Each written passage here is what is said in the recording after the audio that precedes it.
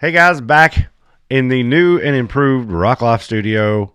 This is episode 205, February 6th, 2024. Bryant Dunnigan here. Dan Carter's back once again. How's things been, sir? Been doing good. Just busy with work, trying to slave away and keep the bills at bay. Well, we talked last week about getting the new buggy.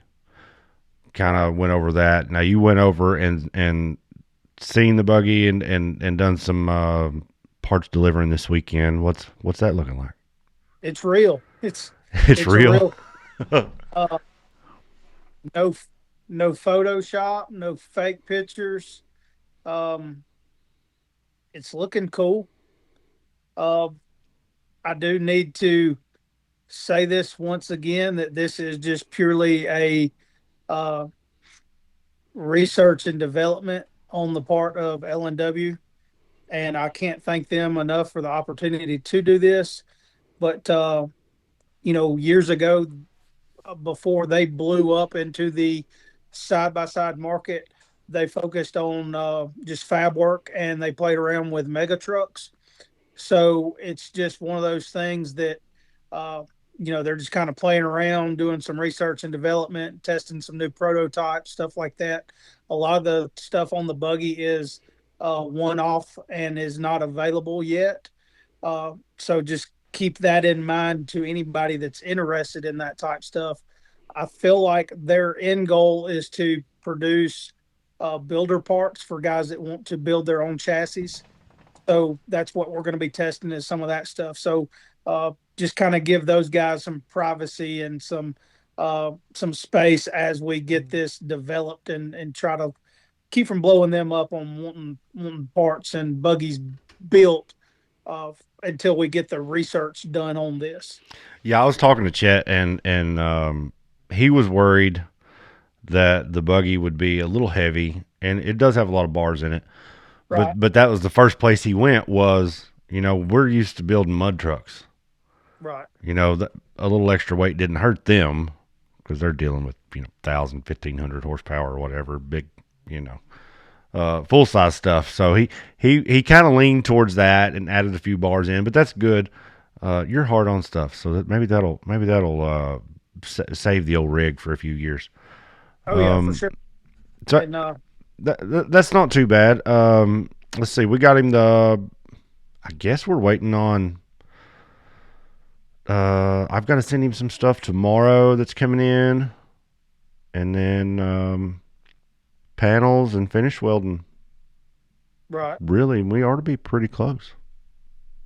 right. He said that he had to finish putting it back together or putting it together to kind of mock everything up, and then there would be a tear down to weld everything out, and then there will be another assembly just to make sure everything fits, and then we will receive the buggy in the raw, and then it'll be up to us to powder it, uh, Yeah, finish do it the out. finish work.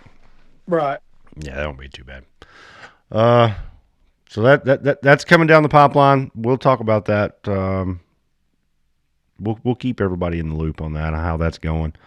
We'll touch on it a little bit every episode until we get the buggy in hand, and then even after that, we can still let everybody know how that's coming, because I know that's something we've talked about now for one full year, anyways.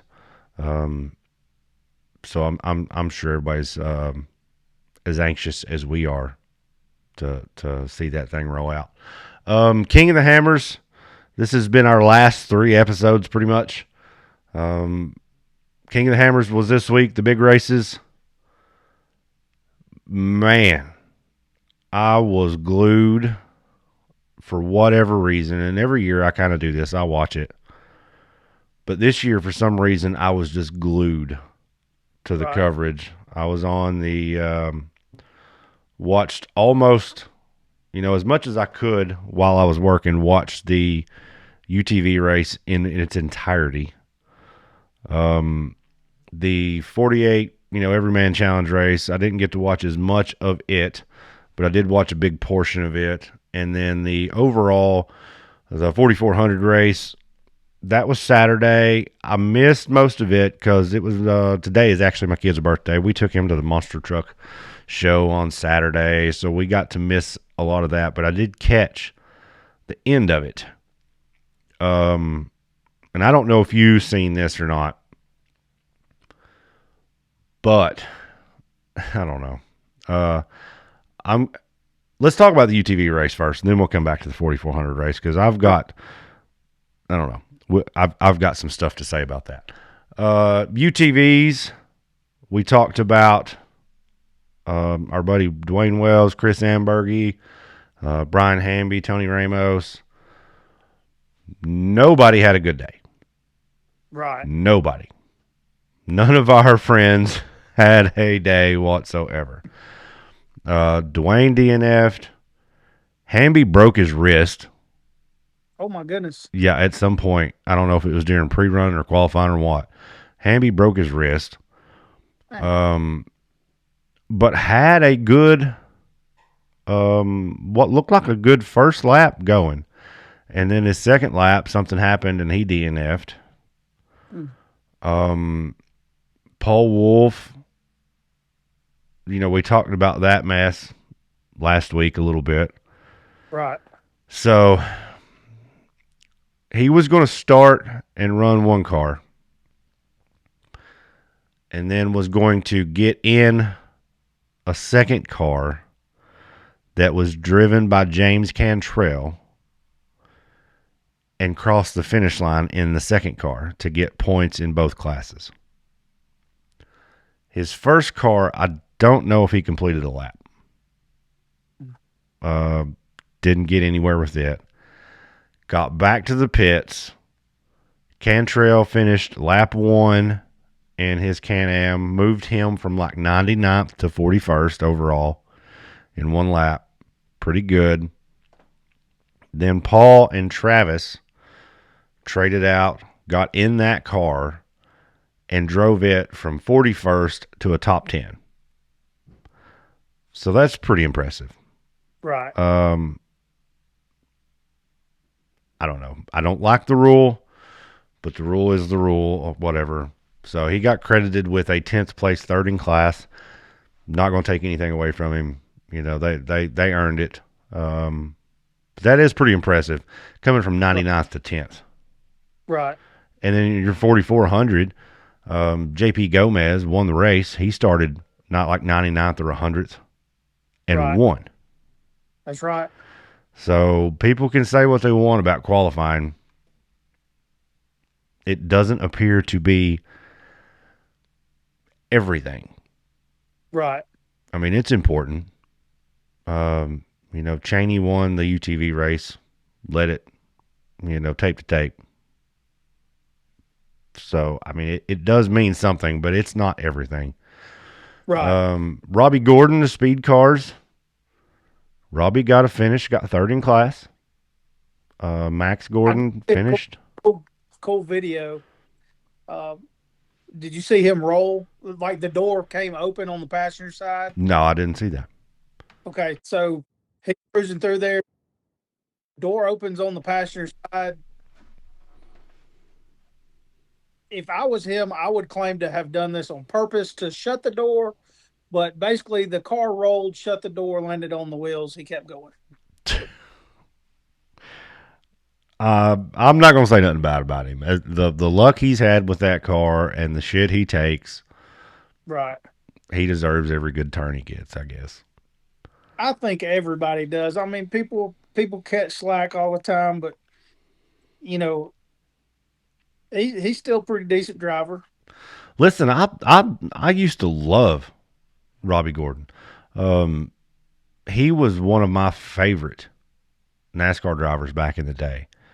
When I'd go to Bristol as a kid, as a youth, not as a kid, but as a early 20-something, I'd go down there and be an autograph hound and try and meet the drivers and get autographs. That was my, that was my jam. That was what I loved to do. Robbie would stand and talk to you. Right. The other guys would turn their nose up, some of them, and walk away, or they might, not even look at you. But Robbie, As long as he didn't have a commitment he had to get to, he'd stand and talk to you until you wanted him to shut up. Right. And that's just that's cool. So I'm glad to see him finally getting some good um, getting some good out of them speed cars. He's had a rough couple years. I think it was last year he's getting helicoptered out of there.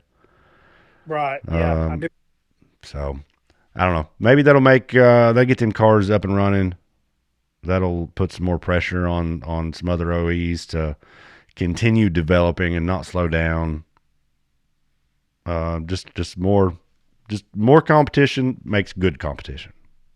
Yeah, and I'm glad you said that because that leads perfectly into what a post that I saw just maybe an hour ago, but it was the UFO company which builds uh some cars, race cars for King of Hammers. They were shouting UFO builds all the Gomez. They've won the last four hammers. That's what Paul drives. right. They were shouting out like Eric Miller, uh, the Campbells, like anybody that builds Ultra Four race rigs. They were basically shouting them out, telling them thanks for all that you do and all being like good competition because competition helps the sport grow and evolve. And like it's totally different of a marketing idea to go that route to actually thank your competitors. But I thought that was pretty cool for them to have done that. That is cool, and more competition breeds competition, and Right, that's the same. Like I said, in the UTVs, Can-Am. Listen, Can-Am has dominated King of the Hammers the last 4 or 5 years. right, I think your last Polaris overall winner in the Rock race was Mitch Guthrie Jr. in like 19, and then it's right, been Can-Am almost filling out the podium every year since then. Well, this year is the first year that Polaris got back on the boxes in a while. right, I'm looking at my cheat sheet over here. Mitch Guthrie Jr. was second. Brock Hager fourth overall. Took the win in his class. That's Polaris is being forced to step up right. to keep up with these Can-Am guys, and that's good. Oh yeah, That's good. That's going to keep the innovation coming. Keep the drive alive, I guess. I look forward to next year and the year after that, and I think it's going to there's going to be more parity than what we've seen. 4,400 cars. I actually we were talking. Let's step back a little bit. Um, Chaney won the UTV race. He started the race, and I thought this was an odd choice. He started the race on O-bore tires on the front and Rockzilla's in the rear. Run his desert lap in the O-bores because the O-bores don't swell up as much. And he's in that Maverick R with the big funky A-arms. The O-bores doesn't swell up as much at high speed. When he stopped to pit on lap 2, or the start of lap 2, they took the O-bores off and put Rockzillas on the front. But from what I could tell, they had to shave the centers of the 35-inch Rockzillas to clearance the A-arms. oh Which you don't think about that. There's been pictures of that Maverick R where people are saying they clear 35s just fine. right, But that goes to show you, no, they don't.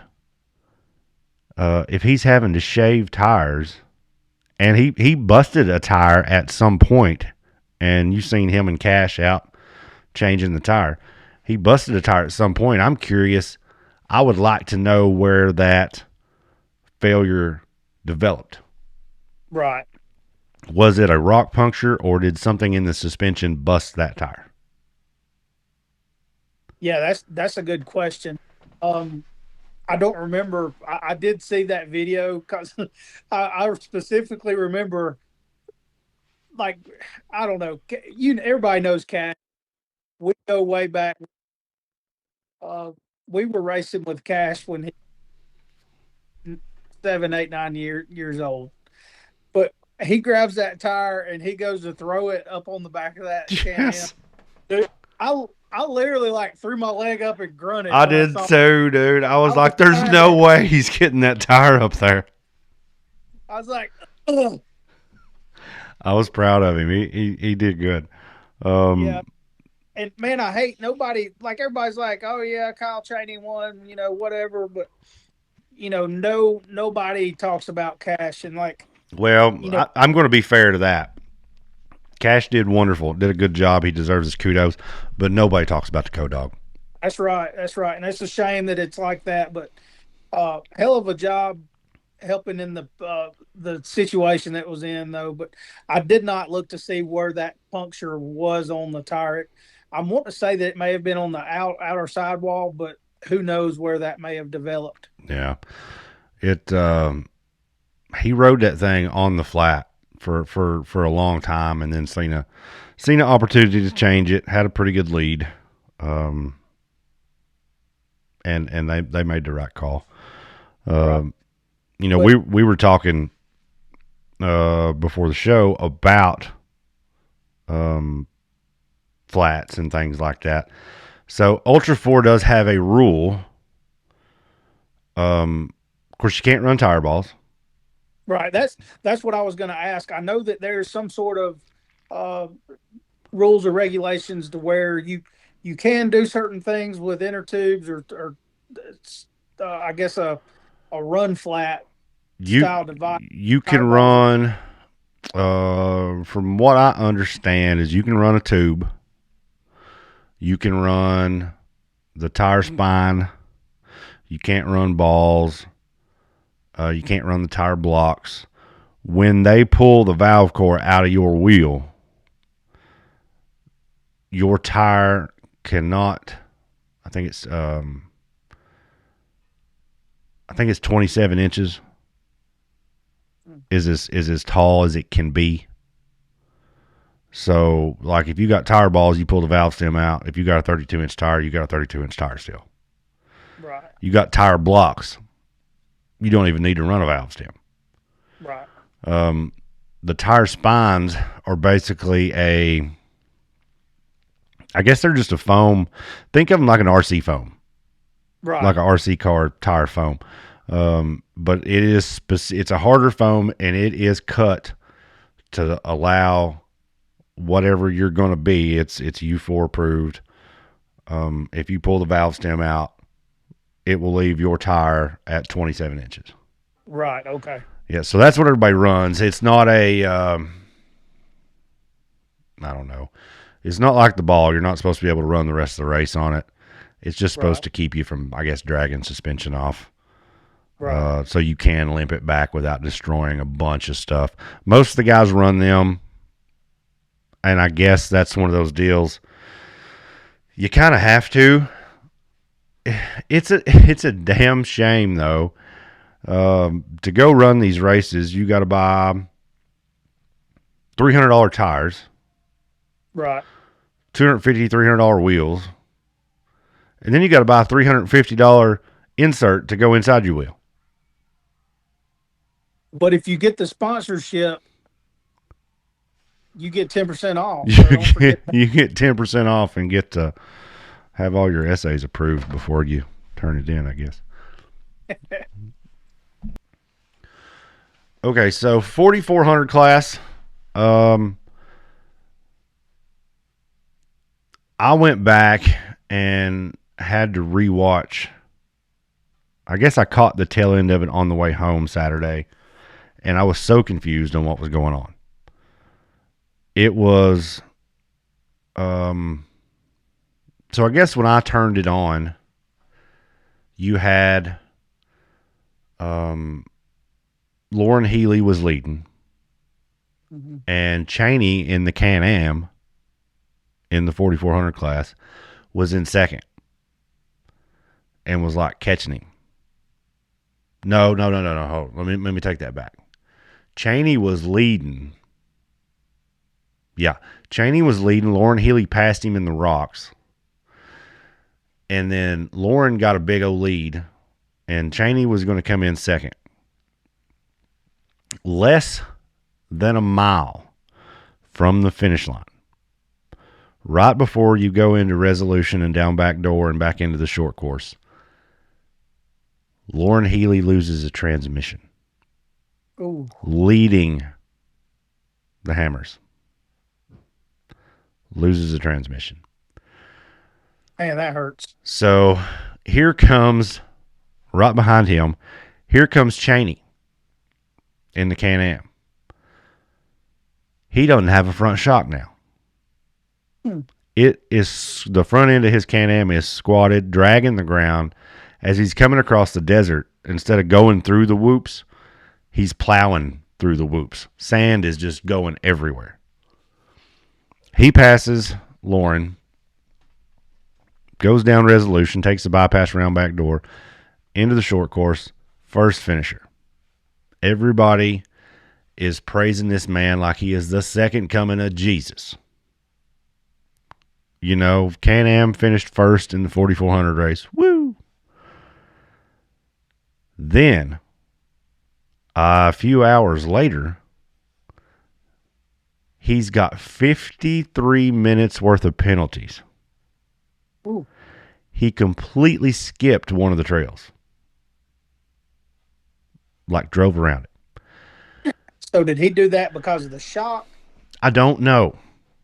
Or do you think he knew something was going on? And it's like, he said in his post-race interview that they just missed it. They didn't pre-run lap 3 because they were focused on the UTV race, and they just missed it. But here's my thing. He comes across the finish line. They go to interview him, and the man is literally in tears in what looks like elation for finishing the King of the Hammers. Now, I've not been out there. I've not done it. I don't know what that feels like. But if you skip enough of the track to get an hour's worth of penalties, you ain't done nothing. In my opinion, you ain't done nothing. If that's the case, I'll go out there next year. I'll start to take the starting line. I'll drive around and cross and get me a checkered and be like, give me some penalties. Let's see where I land. right, yeah. What's the difference? Yeah, it's like the risk versus reward. He's always going to be dubbed of being the first one across. Well, that's it. He got all this press for being the first finisher. People were calling him the winner of the race. Right. Way prematurely. Right, yeah. He ended up 8th. But I think, and this is all hypothetical, and it is, I mean, it doesn't mean anything. I think if he runs that course, whichever rock trail it was he went around, I don't know as he finishes at all. Right. So, if you miss a VCP, which is a virtual checkpoint, if you miss a virtual checkpoint, you get a 5-minute penalty. I can understand that. Because if it is a virtual checkpoint, like I miss the days where, and I don't know, maybe they still do this. I remember when you had so many checkpoints at Hammers and you had to stop and you got a sticker to prove you went through that checkpoint. And I don't know if they still do that or if it's all these virtual checkpoints. But that would be easy to miss. Especially the virtual checkpoints, if you're, because I think they're allowed 150 foot off the race line. So if you're running 90 mile an hour through the desert and you're in somebody's tire tracks, you're going to go where they go. Right. You know, if they miss it, you miss it. And there was a bunch of people that missed the virtuals. But there was nobody that I seen. I went back and looked at the results. There is nobody I seen that got anywhere close to the amount of penalties he got. Right. I think if you skip a trail, you are disqualified. Fair. I mean, there was a video of Dave talking in one of the, I don't know if it was this year or last year or when it was, but Dave Cole in one of the drivers' meeting, he, out of his own mouth, he said, if you skip a trail, you did not come to run the same race everybody else is running, DQ. I don't like it. I think if you skip a trail, you should be out. If we went and run NRRA and we're like, I really don't want to go up that hill. Right. You think they're going to let us get a finish? No, not at all. No. It's a joke. Chaney's a really good driver.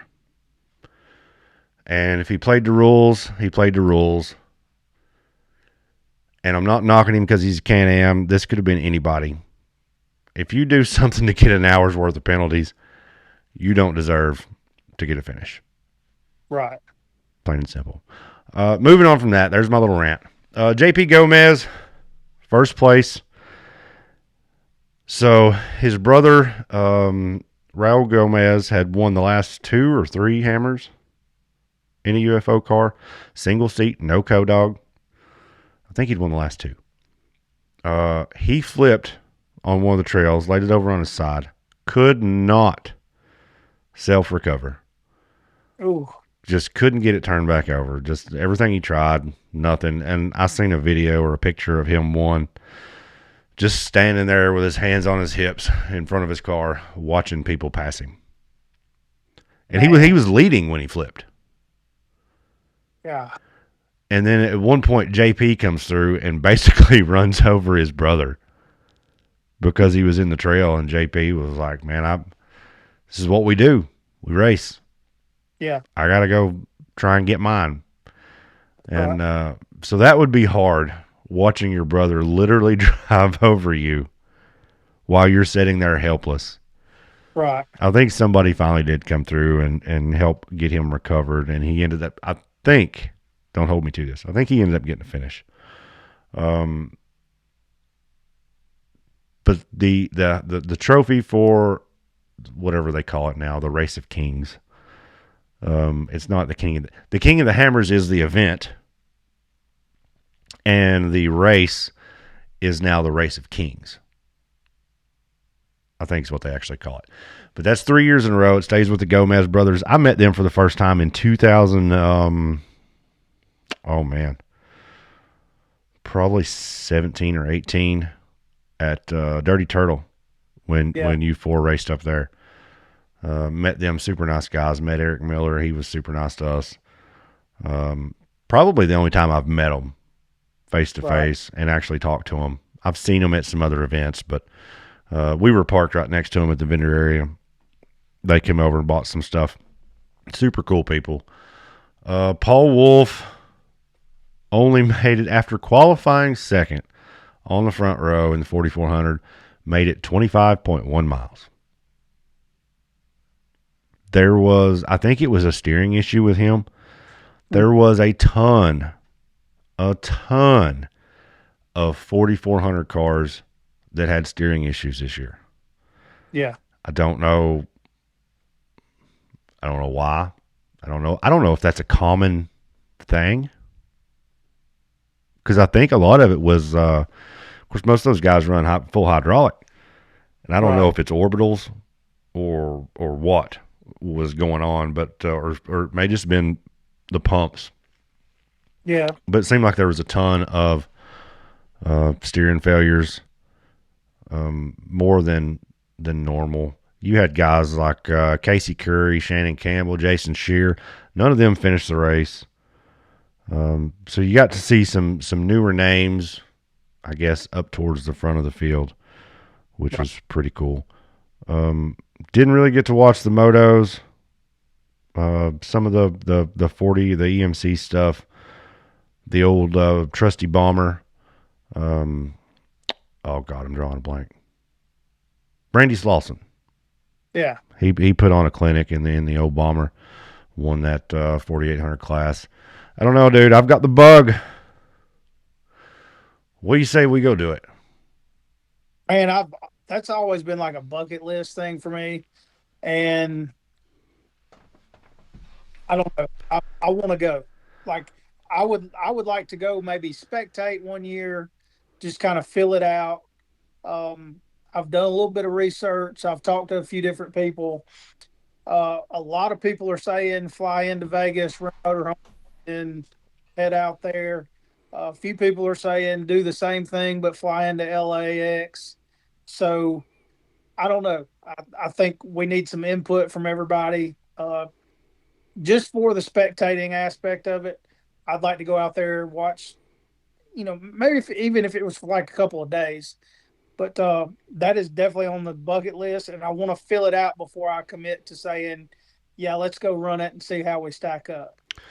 I don't think. Of course, we've talked a little bit.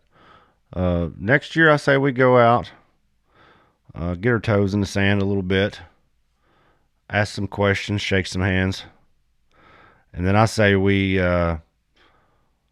let's make plans to go run in 26. What do you say? That's it. Let's do it. We're down. King of the Hammers, Team Rockloff, 2026. Uh, Hopefully Now, they still have all these classes. Then that way we can pick the one with the least amount of entries. That's the one we're yeah, going to get in. um, I want to be one of those guys that makes the eighth post that they got a podium at King of the Hammers. third. I think it may have been Will Bell. He's like, man, how many classes are out there? Because I've seen like 50 posts of somebody getting third. Well, this week is going to be our first rundown of the season here after a while, and it is going to be dedicated to Will Bell. He said he was very interested to hear it this week with all the different classes. So, Will, when we get to it here in a little bit, the rundown is for you, buddy. All right. A couple other things from Hammers. Did you see the UTV that jumped on course during 4,400 qualifying? I did. And How dumb do you have to be?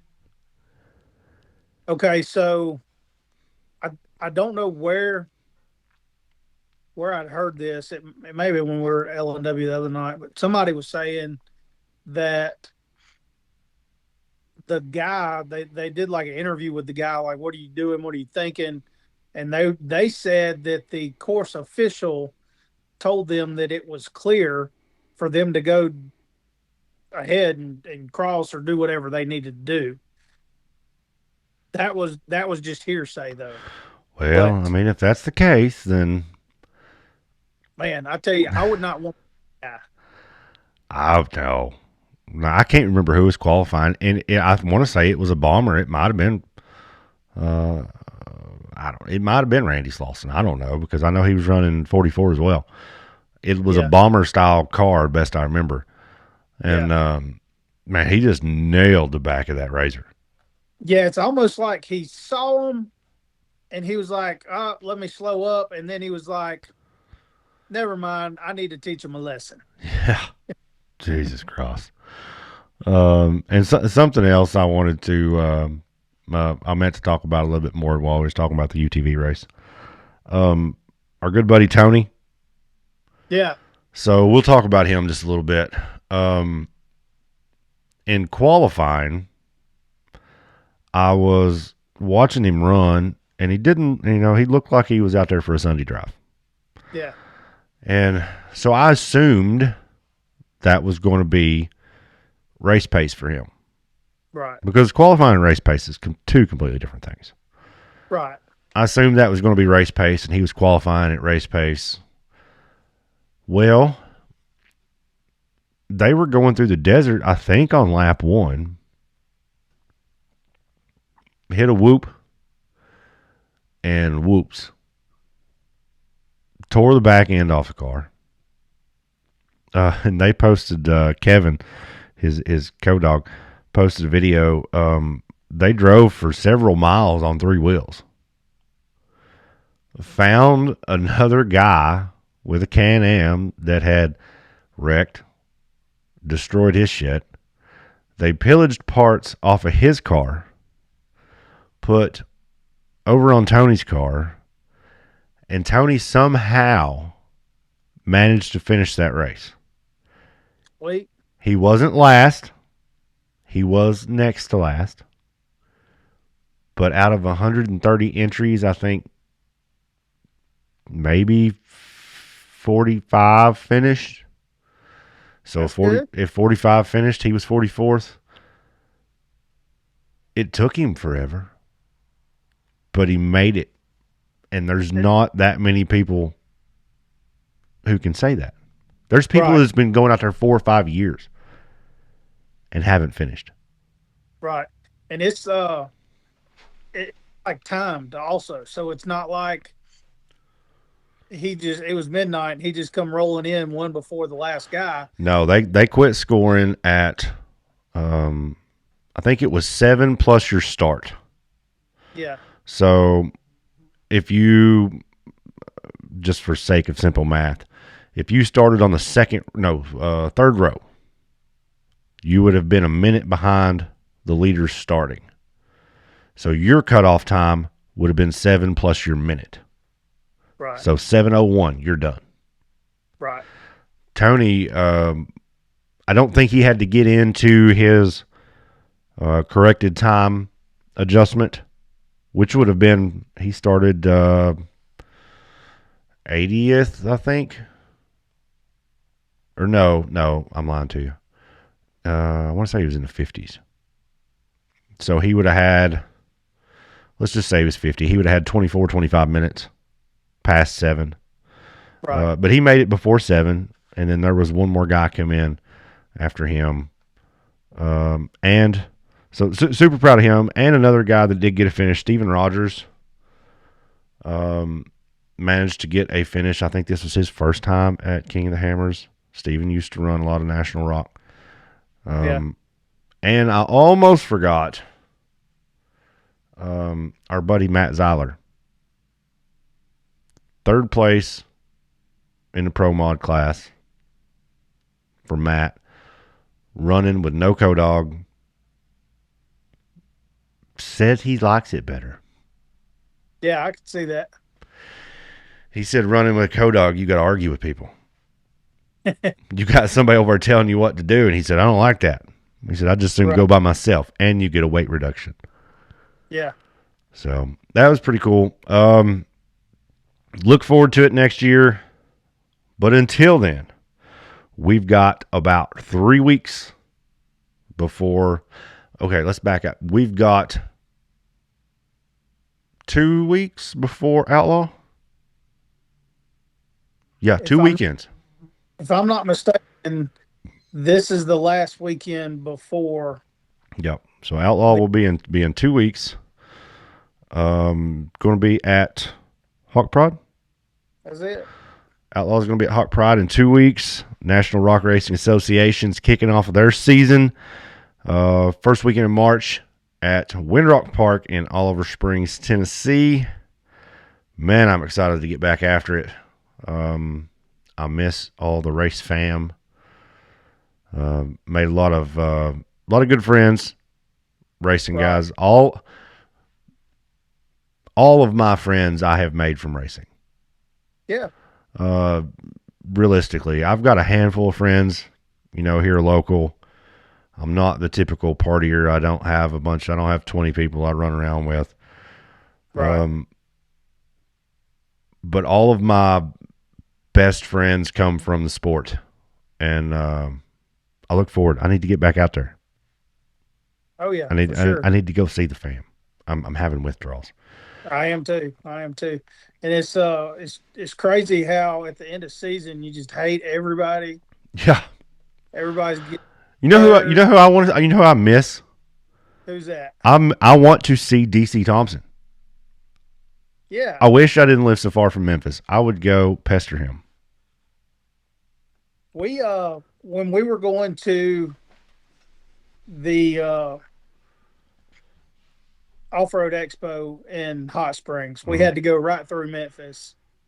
And we actually we went by Clyde's place because I had to piss. So we stopped and I peed on the cactus from Laser Town. We took pictures, beat on the door. Nobody came to the door. Did donuts in the parking lot. Still nobody came to the door. Did you get one of Uh, those sweet Mercedes around back? yeah, man, there was a ton of them. So we know that Clyde is like a connoisseur of steaks. So we went to Longhorn. He wasn't there. Uh, so we were like, well, this town's small enough. We could probably find DC. So we like rode around looking, didn't see DC anywhere. So we headed on to Arkansas. But yeah, man, I miss a bunch of those guys.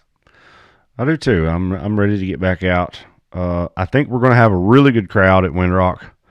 I think we're going to have a good crowd of racers. I know we've had a lot of calls for UTV parts for guys I don't know, and they're like, "Yeah, I'm racing." I'm like, "Well, who are you?" And they tell me, and I'm like, "Well, I don't know you." And they're like, "Well, this is my first year." Yeah, that's And I'm cool. like, "Dude, welcome in. Come on, let's." So we try and set them up, get them what they need so they can run the stock class or the UTV Unlimited or the Bounty class. Um, the big bouncer class, I'm kind of worried about it because I'm hearing a lot of rumblings about a lot of guys ain't got no motor. I've seen that. I've seen that. There Um, seems to be an engine builder problem. I think somebody's been paying somebody off. What it Well, is, that's possible, I guess. but we talked to the Caissons over the weekend, and they've got a foot in the door with somebody at Outlaw, and they said or Outlaw race that there was already 20 big bouncers signed up for the race, and or there was maybe not have already signed up, but planned to sign up, and then the same for the UTV. There was going to be about 20 UTVs there, Well, that ought to be a good show then. so Yeah, that ought to that be a kind good of show. reassured me in a sense that there's still some people interested in racing this year. So uh, Well, one, I didn't I'm, doubt the crowd. Um, I know I'd heard a lot of grumblings of especially the big bouncer guys were having a lot of trouble getting engine parts and stuff over the winter, and so I was kind of curious on how some of that has been playing out. yeah, I was just going to kind of wait and see, but I think we'll have a good crowd. oh yeah, for sure.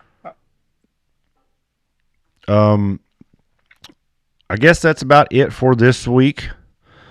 Guys, like, subscribe, share, do all those things. Leave us some comments if you got any tips about hammers. Leave us some comments. We'll have because that is a possible reality for us.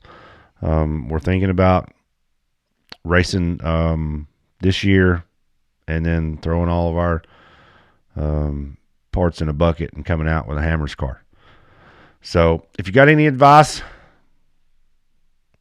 either leave us a comment, hit us up with a message, or I think we're going to have to get you in that rookie program. Oh yeah, I could still qualify for rookie class just about anywhere you go. Well, listen, Hammers has a pretty good rookie program. You sign up, they teach you about the event, Yeah, how to do the event. They show you some of I think you go out there and they show you some of the course. Um, but it's more educational about how to do hammers more so than race car stuff. right. Yeah. So that's a cool program that they do. We may look at that. We may do that. But anywho, I'm rambling on again. Like, Oh, subscribe, share. We're going to do, stick around. I'm going to do the rundown, the Will Bell edition of the 18 UTV class rundown. And we may probably not. I say it'll be 2 weeks. I say we'll take off next week. We'll be back after Outlaw. yeah. I'm not 100% sure that I'm going to make it to the outlaw race. We'll just see. But if so, we'll take firsthand experience. If not, I know a few guys that are going, so they can give us the lowdown on what had happened at Outlaw Race. Yeah, so we'll take off next week. We got a lot going on next week, and I'm headed down to Daytona for the Daytona 500. So I may or may not be around anyway. So we'll take off next week. We'll be back in 2 weeks for episode 6 of season 2 of Out the Top. Stick around, guys, for the rundown. Daniel, good to have you on. Good to talk to you. We'll see you. Hammers, baby. Here we come. All right, guys, we're here for this week's edition of the Rundown on Out the Top. This is the King of the Hammers we're talking about. King of the Hammers is all we got this week, but this is dedicated to Will Bell. He wanted to hear all those UTV classes, so we're going to give them to you in depth starting right now. We're going to start with the first class, the Futures class. Aiden Gilbert was in third place. Second place, Colin Wagner. In first place, Dylan Trent. Pro Stock NA, no finishers, no trophies, no awards. Sportsman Stock, Zach Shimmick was in first place with Ben Hiding in second place. No third place finisher in that class. Pro Stock Turbo, Polaris Factory Racer Brock Hager took the win with Nathan Parker, rookie Nathan Parker in second place. Robbie Gordon in his Speed UTV took third. In the Pro Modified class, Kyle Chaney was your winner, Phil Blurton in second, and our buddy Matt Zeiler took home third place. In the UTV Open class, Mitch Guthrie was your winner, CJ Greaves in second, and Paul Wolff with a great drive all the way up from 99th, I believe it was, 99th starting spot all the way into the top 10. Overall, your top 5 overall finishers, which I don't believe they actually award overall anymore. It's all broken down into the classes. But here's your top 5 finishers overall. Kyle Chaney was your winner. Mitch Guthrie Jr. in second. Phil Blurton in third. Brock Hager in fourth. And CJ Greaves in fifth. Moving on, EMC. Randy Slauson took the win in the 4800 class, with Dwayne Garrettson taking the win in the 4500 class. Bailey Cole was your winner in the 4600 class. The 4400 class, the trophy stays in the Gomez camp. JP Gomez took your win with Brett Harrell in second place and John Webb in third. Guys, we're going to have a link to all your complete rundown, your complete finisher orders, penalty reports, and everything. We're going to link you straight to the King of the Hammers website for that, so you'll be able to catch the full rundown sheets of each and every class. Guys, our next episode is going to be coming up after the Outlaw race at Hawk Pride Off-Road in a couple weeks. So be looking forward to that, guys. Thank you for listening. Like, subscribe, share, hit that bell so you know we're coming. See you in a few weeks. This podcast is brought to you by Out the Top Media. Check us out on YouTube for race recap videos, tech tips, installs, product reviews, and much more.